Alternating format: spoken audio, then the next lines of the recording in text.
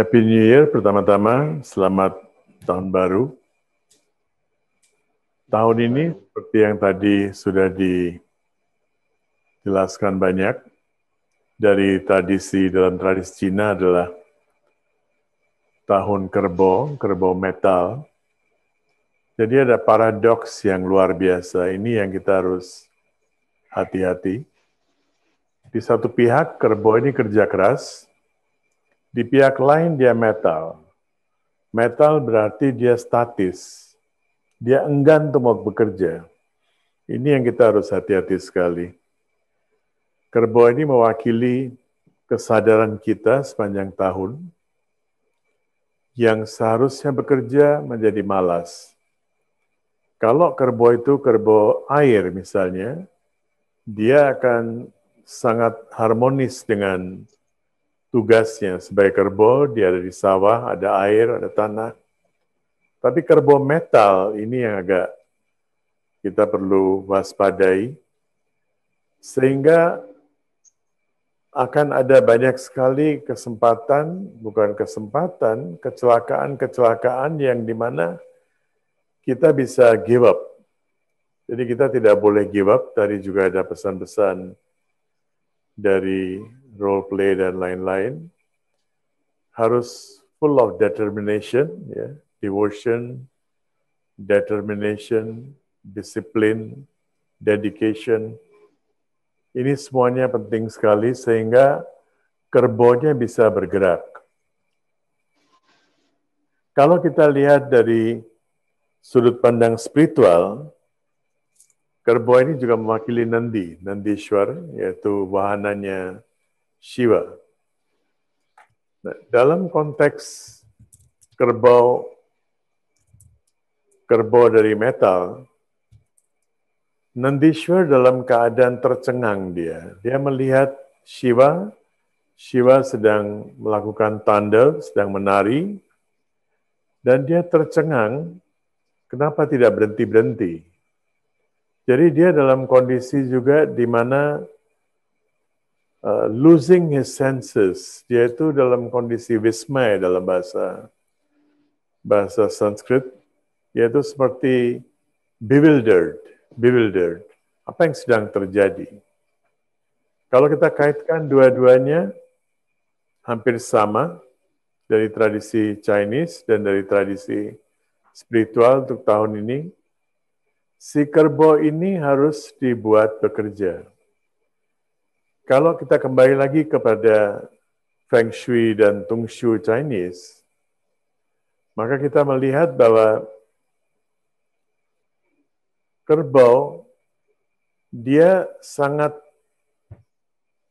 familiar dengan lahan, dengan tanah, dengan sawah. Nah, banyak sekali orang-orang di tempat-tempat di mana mereka mengandalkan pariwisata, seperti saya mendengar dari banyak teman-teman, juga di tempat-tempat lain juga, karena kita sangat tergantung pada pariwisata, sampai lahan, sedikit apapun lahan, kita korbankan untuk dijadikan tempat kos, guest house, dan sebagainya. Orang-orang yang punya lahan besar tadinya, cukup luas, masih punya ladang, masih bisa menanam sesuatu, dirubah. Nah, celakanya ketika kita sudah punya pemikiran bahwa saya mau merubah lahan ini untuk menjadi guest house, untuk masa bangun hotel. Kita lihat di mana-mana sekarang, yang tadinya lahan, persawahan, dibangun hotel. Untuk membangun hotel ini kan butuh waktu setahun, 2 tahun, 3 tahun. Selesainya sekarang, tahun ini. Nah, selama setahun, 2 tahun ketika sedang membangun hotel, maka terjadi juga kecelakaan. Ada hama, serangan hama, dan sebagainya. Ini menunjukkan bahwa lahan ini sedang bereaksi. Saya sudah menjadi milik kamu, seharusnya saya dirawat, dan saya teringat kata-kata dari ayah saya bahwa lahan itu, whatever you get from your land that is more precious than gold. Lebih berharga daripada emas. Kalau orang lagi lapar, dia nggak bisa makan emas. Dia harus cari sayur, harus cari beras, harus cari padi. Nah, oleh karena itu lebih berharga dari emas. Ketika kita tidak menghargai lahan yang kita miliki, kita sia-siakan malah karena keserakahan, karena apa?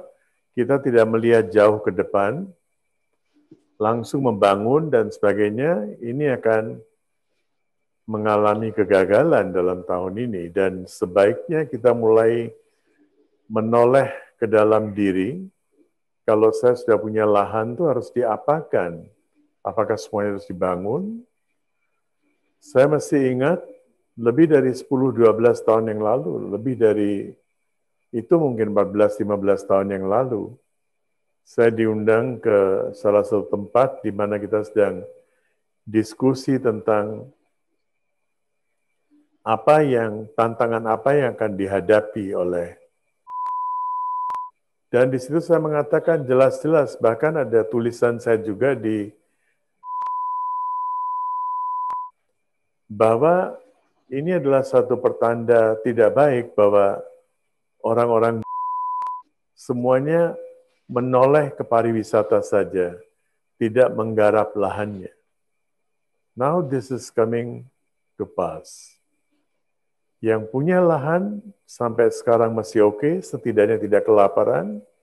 Yang meninggalkan lahan, kerja di tempat lain. Saya juga ingin mengingatkan, ada satu kisah nyata yang kemudian dinovelkan dan dijadikan film juga. Menarik sekali, dan itu kita hadapi juga di saat pandemi ini, yang agak berkepanjangan. Ketika Pakistan lahir dan India mendapatkan kemerdekaan, banyak orang-orang Sindhi, Punjabi yang pindah ke India, kemudian mereka mencari pekerjaan, mereka meninggalkan segala-galanya, punya apapun mereka tinggalkan di sana, dan mereka harus cari kerja, harus bekerja keras. Seperti dalam kondisi sama, kalau terjadi di sini juga begitu juga, orang-orang yang sedang mencari pekerjaan dan butuh pekerjaan, dia akan bekerja dengan gaji seberapapun juga. Sementara orang-orang perusahaan-perusahaan besar yang tidak berlandaskan dharma, mereka sedang mencari tenaga dengan gaji yang lebih rendah. Maka begitu ada 15 juta orang dari sana yang datang masuk ke India, untuk mempekerjakan mereka, perusahaan-perusahaan besar yang tidak kenal dharma, mereka mengeluarkan senior staff mereka yang gajinya 200-300 rupiah, waktu itu 200-300 rupiah itu besar sekali. Yang gajinya 300 rupiah dikeluarkan karena sekarang dia bisa mendapatkan orang pendatang ini dengan gaji 100 rupiah, tidak sampai sepertiga bahkan. Dan itu membuat satu pain waves, yang waktu itu kita belum kenal istilah pain waves. Tapi begitu banyak orang kehilangan pekerjaan, karena pekerjaan itu diberikan kepada orang-orang pendatang dengan gaji murah. Dan itu membuat seluruh India kacau balau, kemiskinan tiba-tiba menjadi suatu isu yang nggak pernah sebesar itu di India kapanpun. Selama bertahun-tahun, selama kira-kira 15 tahun, India itu menjadi negara paling miskin. Saya tadi baru dikirimi satu foto yang luar biasa. Tahun itu India tidak punya penicillin ya, obat. Ya. Ketika dari Kanada, ada duta besar Kanada waktu itu membawa penicillin cuma 1 kotak begitu, itu begitu dihargai oleh Menteri Kesehatan, karena mereka nggak punya uang tuh beli obat-obatan. Sekarang, India bisa mengekspor vaksin. Nah, ini ceritanya lain lagi, tetapi kondisinya waktu itu seperti itu. Mendapatkan sumbangan 1 box obat-obatan, itu Menteri Kesehatan turun tangan dan mengucapkan terima kasih. Kondisinya seperti itu.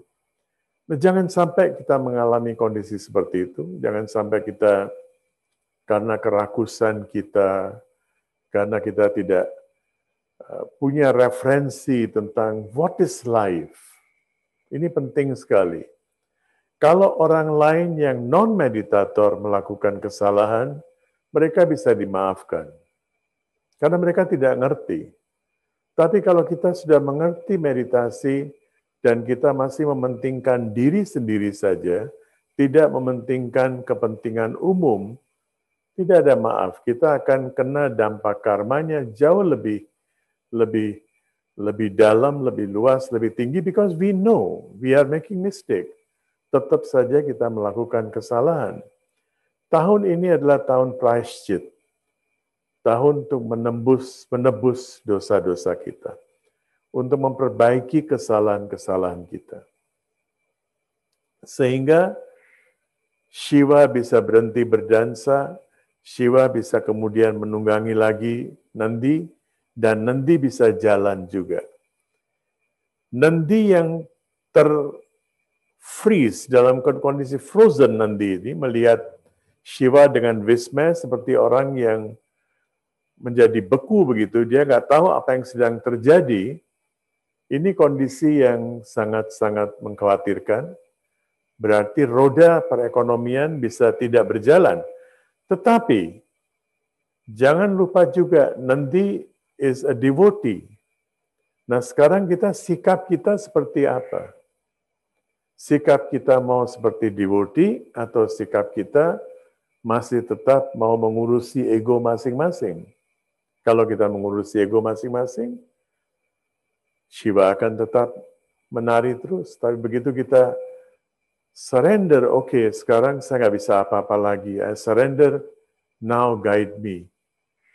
Shiva akan mengatakan hal yang sama. Guidance sudah saya berikan, tinggal kamu mengikuti.